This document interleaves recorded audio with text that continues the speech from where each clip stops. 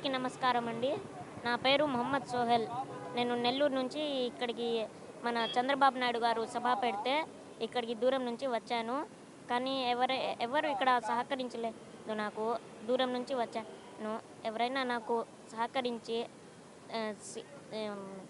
ఎమ్మెల్యేలైనా ఎవరైనా సినీ నటులైనా సహకరిస్తే బాగుంటుంది. మా మామయ్య మాట్లాడతారు.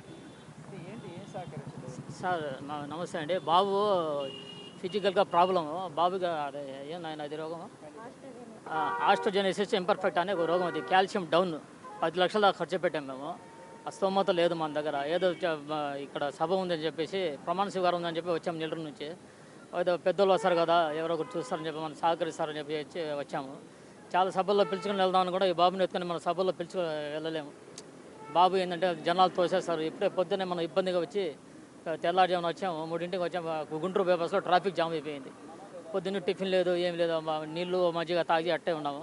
కొద్దిగా మీడియా వాళ్ళు ఎవరైనా కనిపిస్తే మనకు సహకరిస్తారని చెప్పి మీడియా ద్వారా తెలియపరుస్తామని చెప్పి మనం ఇక్కడికి వచ్చాము. అది సినీ నటులు అయితే కానీ, రాజకీయ నాయకులు అయితే కానీ, ఎవరైనా కానీ కొద్దిగా ముందుకు వచ్చి బాబుకి ఫ్యూచర్ కోసం ఇల్లు లేదు, బాబుకి బైకులైనా కానీ చదువు కోసం ఏదైనా సహకరిస్తారని వచ్చాను.